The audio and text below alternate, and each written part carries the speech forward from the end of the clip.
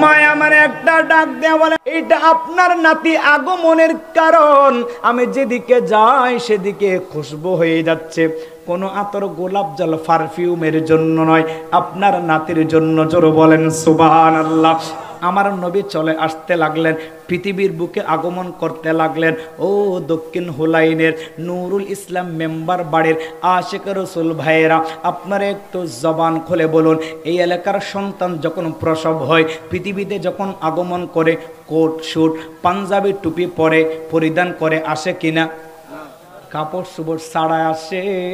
কিন্তু এমন একজন নবী পাইলাম রে ভাই, আমার নবী হাদিসে পাকের মধ্যে ইরশাদ করেছেন, আমি নবীকে তোর মতো বলবি, তোর বাবার মতো, তোর বাবার দাদার মতো, তোর দাদার দাদার মতো বলবি।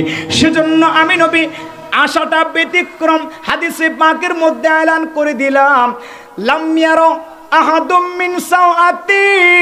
আমি নবী যেই দিন পৃথিবীতে আগমন করতেছিলাম, আমি নবী সদর ঢাকা অবস্থায়, চোখের মধ্যে সুরমা লাগানো অবস্থায়, আর পৃথিবীর সন্তানেরা আগে মাথা পৃথিবীতে আনে, আমার নবী কদম আগে এনেছে। জোরে বলেন সুবহানাল্লাহ। আমার নবীর আশাটাও কি ছিল? ব্যতিক্রম ছিল। লাম ইয়ারা আহাদুম মিন সাওআতি, আমার নবীর সতর এমন কোন পৃথিবীর মায়ের সন্তান দেখে নাই। সুবহানাল্লাহ। আল্লাহ এমন ভাবে আমার নবীকে বানিয়েছেন, তো সেই নবী কি আমার আপনার মতো? বললে কি ঈমান আসে নাকি গেছে? আল্লাহ বলেন, মা কানা মুহাম্মাদুন আবা আহাদিম মির রিজালিকুম ওয়ালাকির রাসূলুল্লাহ ওয়া খাতামান নবিয়্যিন। আমার বন্ধু হাবিব না তোর মতো, না তোর বাবার মতো, না তোর বাবার দাদার মতো, নয় নয় নয়, ওয়ালাকির রাসূলুল্লাহ ওয়া খাতামান নবিয়্যিন। আমার নবী কারো মতো নয়। যদি মনে করো তোমার আমল যাবে, ঈমান যাবে, ঈমানদার হইতে পারবে না। সমস্ত কিছু এক সেকেন্ডের মধ্যে বরবাদ হয়ে যাবে। জোরে বলেন ঠিক কি না? আমার নবী হলো ওয়ালাকির রাসূলুল্লাহ ওয়া খাতামান নবিয়্যিন, আল্লাহর রাসূল শেষ নবী।